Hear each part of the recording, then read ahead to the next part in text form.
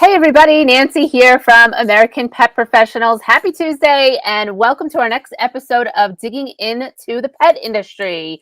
So we are hosting the show every Tuesday at 2 p.m. and we're going to be bringing you new guests every week and all from the pet industry, learning more about what they do, all the cool stuff that's happening within their business, their nonprofit, their animal rescue. So I hope you guys, wherever you're tuning in from, I hope you're doing well and thank you for tuning in.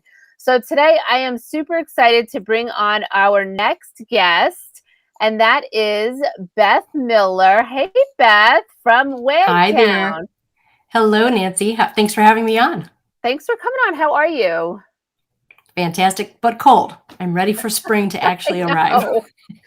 So Beth's in Ohio and I'm in New York, and it's freaking chilly out. So we're done with the cold. I know the daffodils are like dying. I know they shouldn't use the word wind chill this late in the year. That's just not fair. Right. All right, Beth. So let's dig in. I have a lot of questions for you about the businesses that you do. And let's dig in. What is your background and how did you get started with Wagtown? Well, my background, I guess, started as an animal lover. Of course, like all girls my age, you want to be a vet when you grow up, right? So I try to go down that route. And I really discovered that I liked the animals, but not necessarily their humans, to see what they were capable of on a bad side. And then I kind of got a little jaded about that. And for a long time, it was all about the dogs. And, I loved dogs and I did obedience and trained and competed and all those things. And it was just a blast.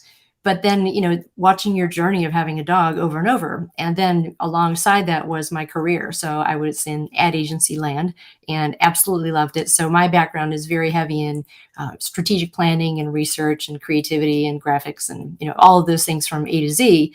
And so the position that I found myself in was I was in the ad agency, and I started working more with nonprofits, fell in love with their passion. So I went to a not-for-profit with a Parks and Rec industry, then decided to leave there when I was done with I had 5 goals. And when I reached the 5th one, I'm like, oh. So I jump out, get my master's, and wrote the program for a nonprofit called Wagtown. And then I had this delusional thought that I could actually make it happen. So I quit my job. And that was crazy. But I just believed in it. That was 2016. Okay. And so I have made about $0 in personal income since then, but I've made a lot in terms of the value of what I've built and the connections that I've made. So through that, I decided then to find out what dog friendly should mean. And Wagtown was all about finding out what it would mean if it was authentic and genuine. So that was a big focus of that. Wow. So I see we're going to talk about the other initiatives that you have coming up, but I didn't know about the Park and Rec's background. So now it's all tying together for me. It makes sense. Know. It's like all comes together, right? So with Wagtown, what is the actual goal of the initial goal of Wagtown itself? Well, the initial goal was when Tom and I were looking to move out of state, we wanted, great local music and good food and, that kind of thing. And dog friendly was high on our list. When I Googled it, I found that there were millions and millions and millions of hits, but a lot of them were about selling you a condo or a restaurant review and things like that. So it really didn't reflect, when I go there, what can I expect?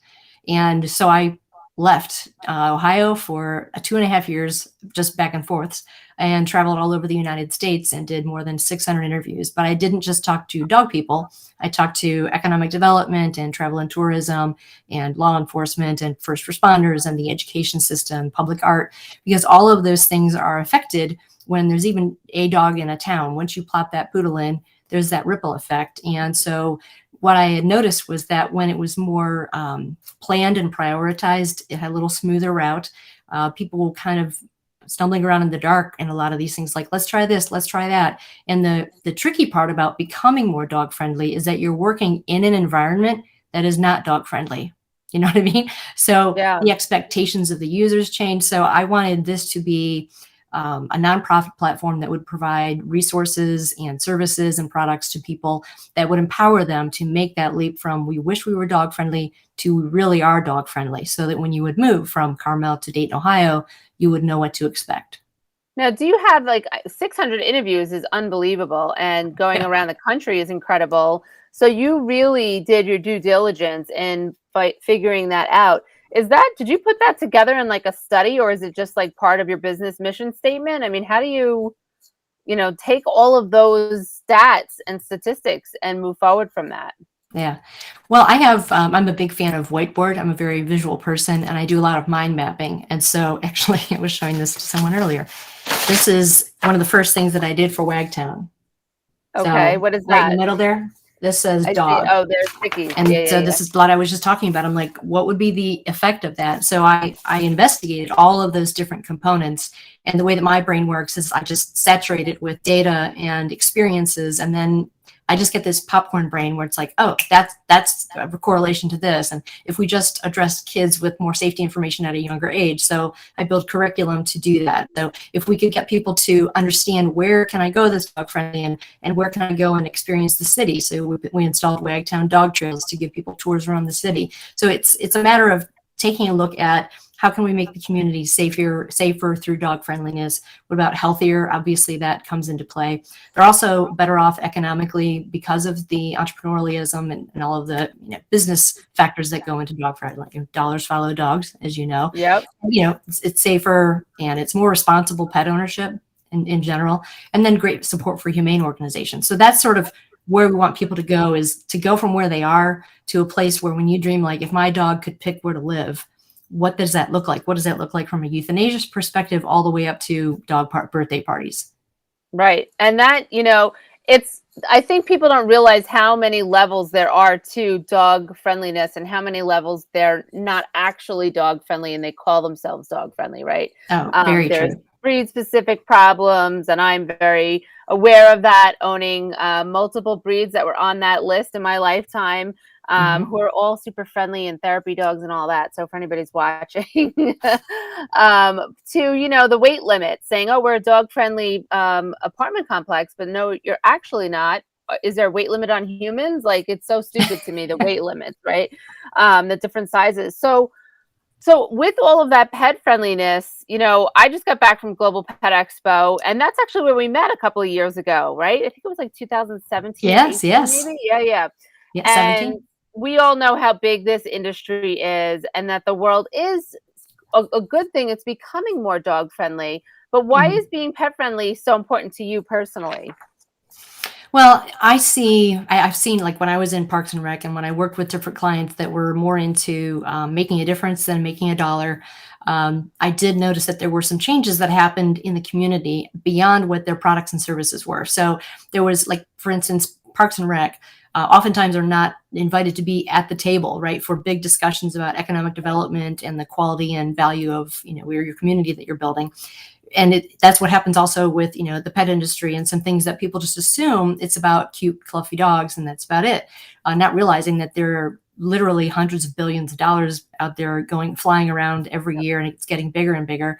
And then what I call the Doggification of America, where we have gone from owning a dog to I have a dog that's part of my family, to my dog is my child. Some people consider their dog to be their soulmate. So what we're seeing is this transition where we want enrichment. Like, if you had a kid, you'd have him in ballet lessons and taking the violin and going to Kumon for math and science tutoring and go to swimming lessons. You'd have a very full and scheduled program for your kid to help them be well-rounded and have enriching experiences. But if our dogs are now our children, then there's a gap. There's a huge gap, because we don't take that into consideration. We would never, say, for instance, speaking of dog parks, build something for children that has no inspections, no regulations, no one checking on it except for maybe every other day. And we're talking about an environment that does have some inherent risk, all right, for dogs and for humans. So our whole approach to it isn't comprehensive, and it doesn't consider also non-dog owners. So there are so many components, and that's where this comes in. This is the kind of thinking that has to happen for us to be dog friendly. So that's the Wagtown part of it, is to change the world. And Smart Dog Park is to create a machine that will transform people into being subject matter experts for their community, their organization, their business, and so that I can clone what I've already learned and create this platform. Yeah, I'm excited about it. Awesome. So you jumped ahead. No worries. Before we jump into Smart Dog Park, I had a couple of thoughts. So The pet friendliness, you made a really good point, is that, we are all excited about the pet friendliness of things, but then there's people that take advantage of the pet friendliness of things, or they're just not educated enough or have enough dog training and all of those type of things to think about and be courteous to people that maybe aren't into having a dog in their area, aside from the dog parks. And I think that it is getting better, but I also think that there's always education that could be put into that, and just making it healthier for everybody and safer for everybody. Just, going to a restaurant that's outside, that's dog friendly. They have a lot of new amenities that have popped up across the country that look really cool. I probably would never go with my dog. I'd go without my dog and say hi to all the other dogs. And my dog is super friendly, but I just wouldn't put him in that environment, of not And enough that's people great paying that you know attention. that. Yeah, people Right, don't and know that's to ask their dog to, so to right, speak, right? right. Or Yeah. even just, can my dog say hello? I mean, just the basics. It has nothing Oh, to do with yeah. dog Yeah, friendliness. when we So, worked with the state of Ohio to allow dogs to be eating on patios, it wasn't illegal. It was illegal in the state of Ohio until yeah. 2018, which is like, really? New And York so, too, I think. Same. was it? Yeah. Well, so Yeah. when we flipped that, I knew that we're going to have all these people coming into patios, and if they haven't had their dog at a patio for having, you don't expect your dog, if it's never done that before, to sit under the table and be quiet and just chew on Right. something that you brought with them. So we created a pack a doggy bag program that we worked with the city, and we That's so provided cool. guide sheets of how to pack a doggy bag. And it was about, take things to clean out, take things to keep them occupied. Yeah. You wouldn't leave without your baby's diaper bag. So Right. don't leave home without your doggy bag.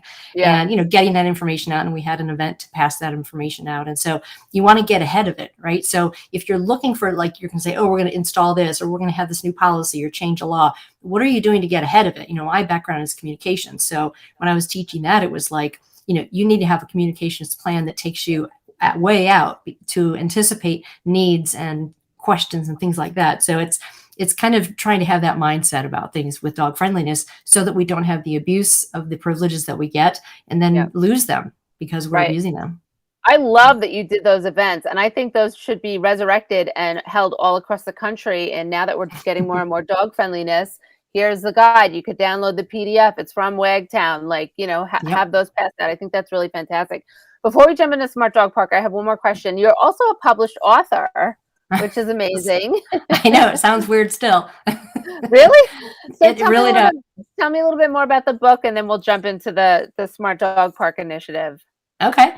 Well, one of the projects that I knew that I wanted to address was the dynamic between dogs and children. They have the highest incidence of bites, and so they have the highest need for education and mentoring and us showing them how it's done. So I created a K1 curriculum, and that goes to communities all around the world. It's available for free through PBS Learning. So I wanted that to be available for K1. They're using it K through 4, and it's a full week of full curriculum that's up to, it actually exceeds national standards for education, including social emotional learning. So it talks to them about dog safety, dogs have jobs, how to ID different parts of dog, just general learning, and bringing in all those different subject matters. But there's also this need to talk to them about discrimination and self-worth in a way that they can understand what a dog goes through, so that when they either adopt or decide to get a dog, that they understand that the dogs have emotional lives, that they've been through things maybe. And so it walks you through an abandoned pit puppy who couldn't stay with his family because they evicted people with pit bulls. They were starting to do that. So they had to leave him in a park, and you follow this dog's journey, and it's about, fear and loneliness and confusion about why they're thinking that he's a bad dog. But then there's, of course, the heroine Lila comes in and, brings him home. And then they live in a place that's like a Wagtown community where, all of those things are addressed, and they do respect that, that Gandhi quote about the true measure of a community is how it treats its animals. Yeah, So I let's love get that. better at that. Mm-hmm. Definitely. And I love Yeah. there should be Wagtown communities everywhere. I like that too. Yeah. I definitely think so. All right. So let's talk about Smart Dog Park. When you Okay. first were launching Smart Dog Park, my first question was, what makes it smart? I thought it was like a smartphone, Right. honestly. Yeah. Oh, I some thought it people was do like think more, that. yeah, I thought it was more tech involved. And then you explained it, and I was like, oh, okay. So tell me elaborate on what the smart dog park is, because I know what it is and I want you to share with everybody because I think it's such a great idea. Oh, thank you. Well, I'm pretty excited about it. And you are right a little bit about the smart, because we are integrating technology information into Okay. that. So, but smart was a response to a way to categorize things that people should consider while they're going through the process. So in the system, you should do plan and then build and then evaluate and improve and then repeat that process. But while you're doing that, there are so many opportunities for you to step back and realize that you need to have a vision for where you're going and have partners that you realize you have to have along the way. And it starts to change the way that you would approach things. And that will in turn change the build, the use, and the outcomes and the value of the experience. So the SMART program stands for S is for safety, manners, awareness, responsibility, and training. So obviously those are self-explanatory to some extent, but what the tricky part comes in there is you build all these things when you're making decisions. I mean, even when you're talking about just land selection, right? You've got, what kind of land is it? What was it used before? Is there overspray from farming going on? Does it have runoff from something? Is there a way we can mitigate any damage to the watershed? All of those things are points of consideration. And when you start using SMART, you're like, okay, what about safety? Like, how would you choose the land knowing that you wanted to keep the users, the rest of the community, and the dogs safe? So what are some things that you need to look for in terms of topography, layout, what kind of build out there is, access to that space? So, and that's just picking the dirt, right? So there's a lot to it. So as you go through that process and as you start engaging with people and really key, steadily communicating with them while the park use is going on, and I'm talking like forever, you constantly ask that. You ask those questions for every part of the planning, every part of the build, and especially, were we smart and can we integrate more? And you may not be able to make it super robust in the beginning, but it's a great way to get your training wheels on so you can start to gain some traction. And the next thing you know, you have a smarter dog park experience. I think it's just, I got the chills a little bit when you said starting from the dirt, because people don't think of that when it comes to dog parks, when it comes to animal shelters, municipal. A lot of times they're put like right alongside the dump, right? The town dump. There's the animal shelter, which just in its own, correlation is awful, right? Because people think of dumping a dog, they're going to go to the animal. It's getting better. I know some of our shelters have moved since in the last few years. But also, we have something going on in the town where I live right now, which is really ironic because I'm like, we need to drag Beth to a town board meeting. There's been an existing dog park that has been there, I don't even know, 15, 20 years maybe. And there's a condominium complex that's been there just as long. And they're separate. The dog park is on, I think, village property, and the condo is its own entity. And the condo actually uses that as one of the amenities and says, we have a dog park right next door. Well, people have been complaining about the dog park, saying there's barking dogs there. There's never more than like 4 or 5 dogs there. I mean, it's not a huge, gigantic park. It's not very well, populated in that there's not a lot of people there. Yeah. They actually just put up, somebody from that community just put up harmful, the ear noises that make, to get the dog stop barking. Yeah. So we have advocates that are, that found it, took pictures and all of that. It's just been ridiculous. So, because like 3 people complained at a condo complex saying, and they're right next to a highway. And I'm like, you can hear the cars more than you can hear a dog barking. I don't understand, right? So the town has said, or the village has said, they're going to close that dog park. Meanwhile, there's about 4 acres there, and they could actually move it further away from it. And instead, they want to expand this little teeny tiny dog park that they put next to a railroad track that's not easily accessible. It's not safe where it's located, for many reasons. And there's been a lot of problems. So I don't know, somehow maybe we could get you to go on a Zoom with them, because they're absolutely just like, they put their hands up. They're like, that's it. And I'm like, it doesn't make any sense. They're not listening to the citizens that are responsible dog owners that are there all the time. It's not a dog park where there's like issues or problems and stuff like that. It's always the same people. So again, I personally have not been at that dog park. I passed it a bunch of times. There's never more than 4 or 5. I just feel bad for the people that are like right there and they go there every day with their dog. Or people that have apartments and they don't have a yard and that's the only place. So so it happens. It happens. Yeah.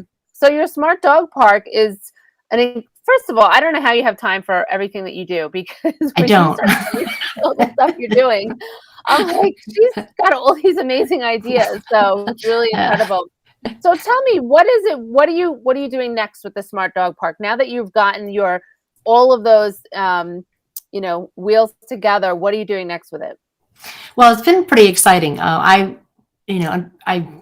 I guess jadedly expected that I would come out to this and have people say, "Oh my gosh, the dog park people are driving us crazy. They want this stuff, and they won't leave us alone. I guess we'll put something up. So fine, here you go." Which is probably how that one came about, right? Because they're like, "We have some extra land over here. Just put up some fencing, and they'll shut up." And that happened quite a bit Could with a be. lot of dog parks, not all of Yeah. them, but it's not uncommon for that to happen. So when I did launch this, we went to the Ohio Parks and Rec Association and did a session there and exhibited, and people were coming at me like, "Where have you been all my life?" And it wasn't just the Wow. Parks and Rec people. It was like people that are in architecture and land use development and things like that. And obviously dog park materials are like, we want to get involved in this, because no one has ever said, here's the A to Z. They'll have things like, here's some stuff you need to know about safety. Here's some stuff you need to know about fencing. Here's some stuff, but nobody says, if you want to do this right, here's a literal plan book that if you follow these steps, I guarantee you it's going to be a better experience.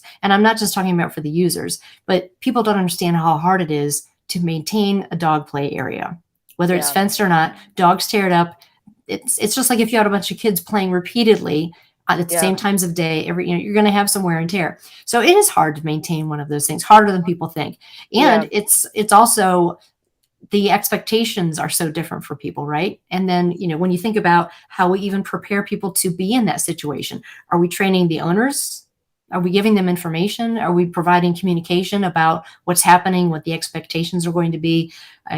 All of those conversations need to happen in advance, so that when you get to the end, you can say, okay, now we have mitigated risk. I said, what is it? 70% of people that I talk to have learn as you go training for their people. 3 out of 4 have no master plan for dog parks, and 67% have no plan to mitigate risk or any kind of conflict resolution. That's not been addressed. So none of that surprises me. Sorry. No, it's true, and it's like, why are they dangerous? And I'm like, well, I would say don't go on two, because it's not just about putting up fences and a spigot, if you're lucky, and a couple of things for the dogs to play on. There's a lot more that goes into it. Yeah. I mean, the National Parks Recreation Association just came out this year and said that they are not going to advise that any play structure be built without shade included, because of the increasing heat on those playground areas. And so they're starting to realize that that's an environmental need for placemaking, and to make that place suitable for parents to be with their kids.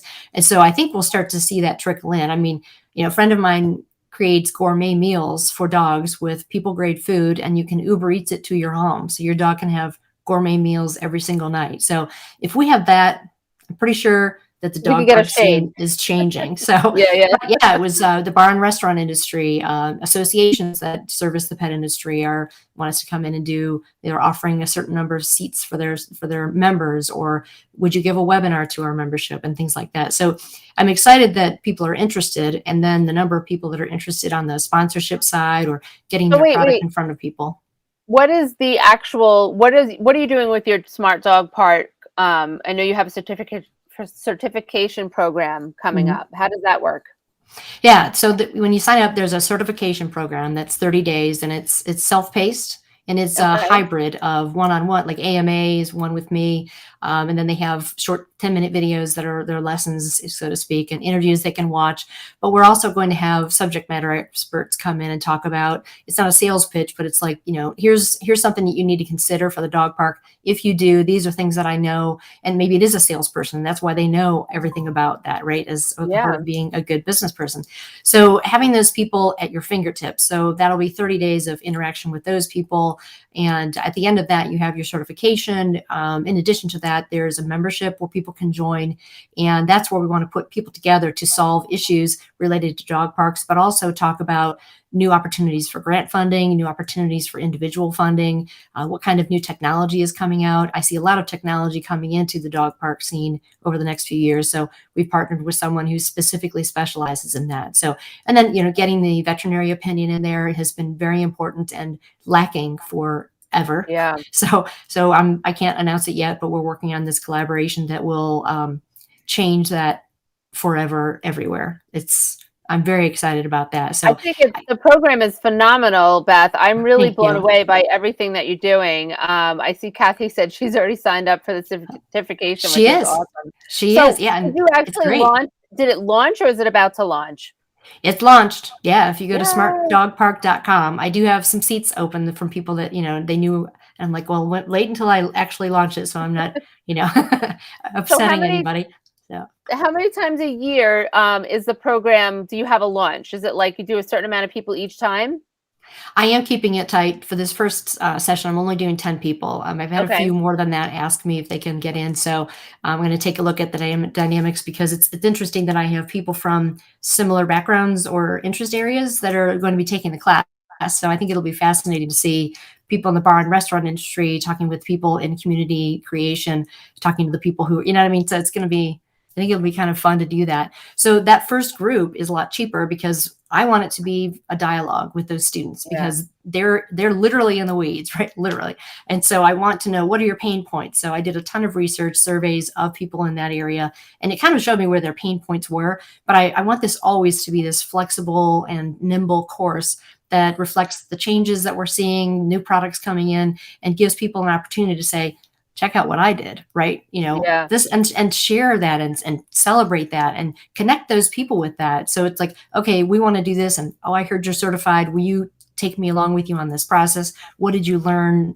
And I don't know, there's never been a place together. Sorry, I'm so excited, where you can come and get, products and advice and services and all of those things, discounts, all of that stuff is available. So now it's like the Amazon of making a dog park and doing it better. So I think that's honestly, it's amazing to me. And I'm thinking, as you were saying, like, people don't always know about new products. Listen, we are in the industry. We're seeing this 24/7, yet you still go to the trade shows like being at Global and you see stuff that's brand new, right?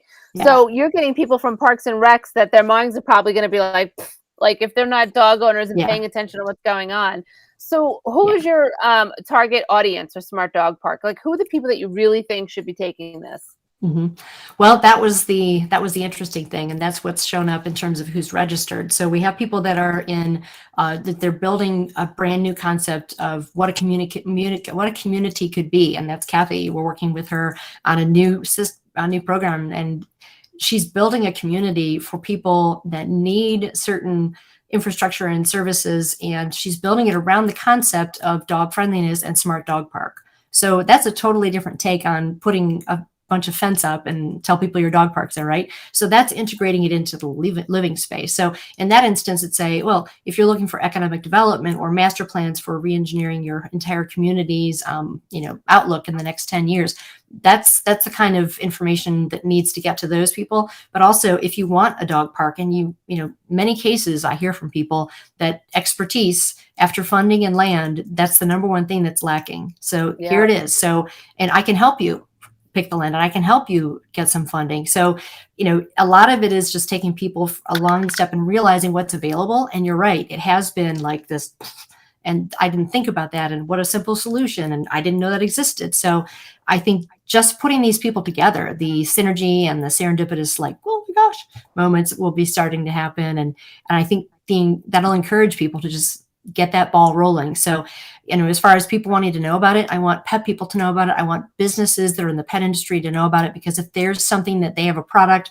or a service or some kind of difference that can be made for the people that are building the parks, the people that are using the parks, the people that maintain the parks, that, enforce the parks, all of those things, that's what I want to show to people that are in these courses. I want to expose them to new things, new ideas, things that challenge the status quo for what we thought was possible. Let me ask you this. That's amazing. Thank you for explaining that. What about the pet parents, the dog parents that actually go to the park? Is there going to be education for them? Because that always seems to be the problem, right? You can do all of this, but then you have to get that education to the coffee clusters who are standing in the corner not paying attention to their dogs going crazy at the end of the park. So is that going to be part of it? It is. We're going to slow roll in the beginning of that. I'm working with a gentleman that I met about a year ago, and he has this great graphic style, and so we're creating a fun and approachable sort of communications campaign that can have like a dialogue start with people about, dog park behavior and how to stay safe. So that smart, like how could we say safe things, give safety tips, give health tips, to people in a way that's engaging. So using QR and other technology and other, using apps to bring people together. So I've met with a couple of people who have either apps or other platforms where they can start to, feed that information to each other so that it becomes a little bit more of a safety net for your dog. So we always talk about, dogs that need medical care and dogs that need food, right? And so, but dogs need that enrichment. And what does it say to people who own animals when the dog park is shut down and stuck over by the railroad track? It makes a statement about who you are. Oh yeah. And is that what you want people to think of your community? Mm-hmm. It's so, I don't know. It's really ridiculous. So, and it's a shame. And I know there's, good people that are trying to get that to stop and get it to moved over and all of that. I think that some of the things with pet parents, I used to teach a responsible dog ownership class. There were no dogs in the class, but it was myself. I brought in veterinarians and I brought in dog trainers, and we always talked about dog parks and the safety issues and how to know your dog, if a dog park might be okay, and all the things, because it was such a heated topic. We had people in our classes that would say they were going to return their dogs to the animal shelter because they were going to the dog park and there was all these issues. And then we would give them a lot of training points and information and hopefully get them to go hire the trainer. And we would get email after email after email saying, we didn't even realize what we were doing wrong, the parents. And we approached it in a very friendly way, never a "you're doing this wrong" type of thing, because we didn't want anybody to feel like they were doing something wrong. Because I always like to say, if you don't know, you don't know. You're learning, right? So that is something that we always, the way that we approached it with pet parents and dog parents, and I think it really made a difference. And the other thing I would say is a lot of people think just throwing up a fence is good enough, like we were talking before. Half those fences are not high enough.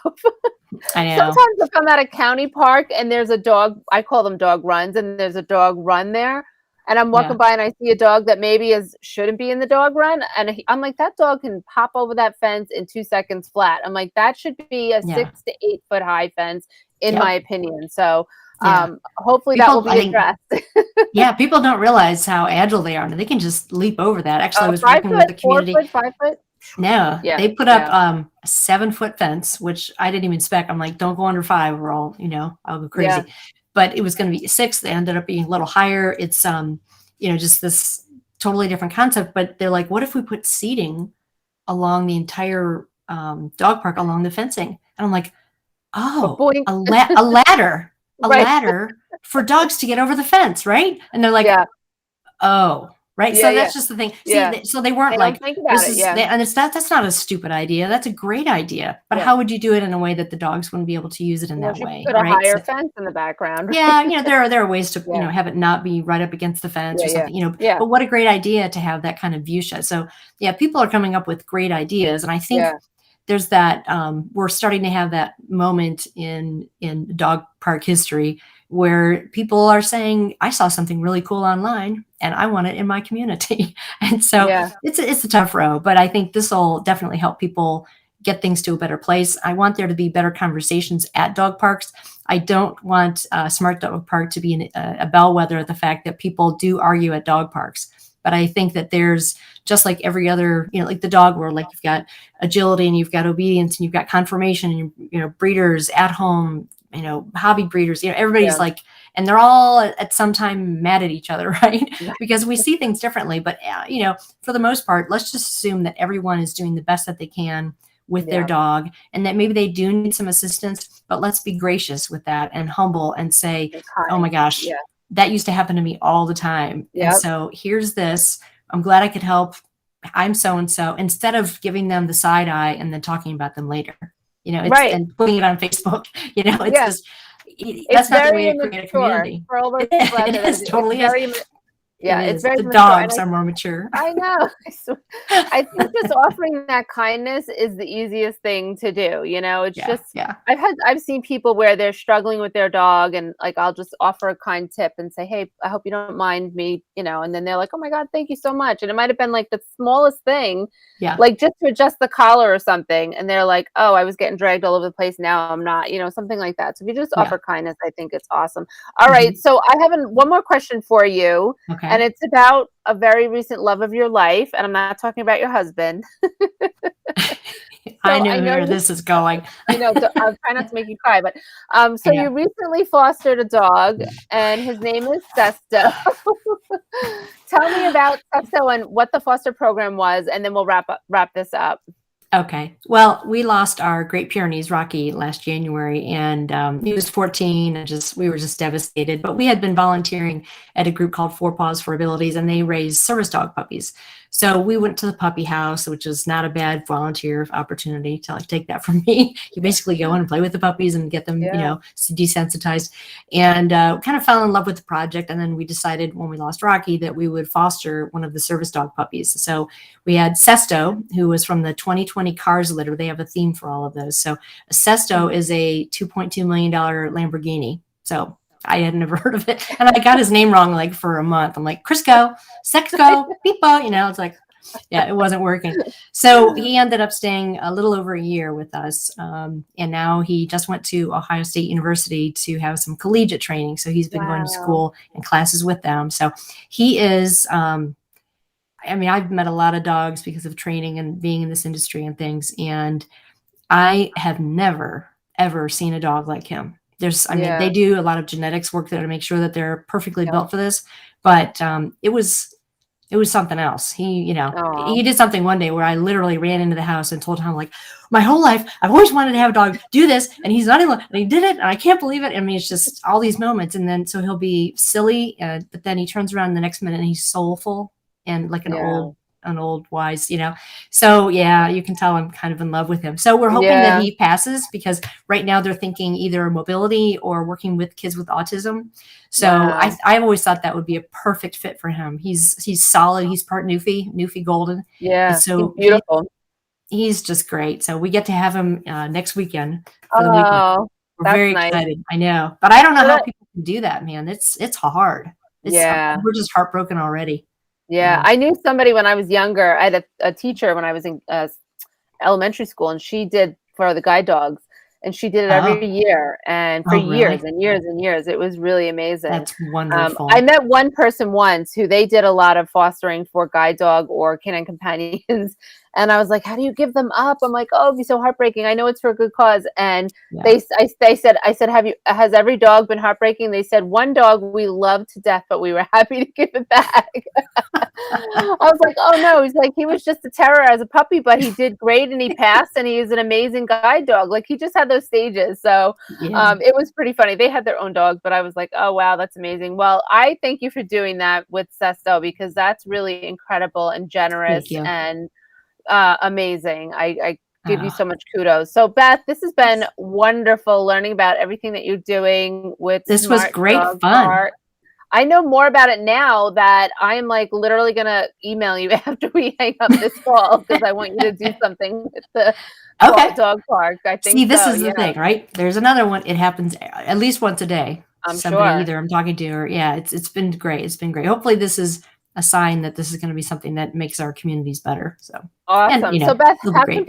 how can people find you that are want to connect with you? Okay. Well, on LinkedIn, I'm Beth Cherry Holmes Miller. So I'll put that in the comments for you.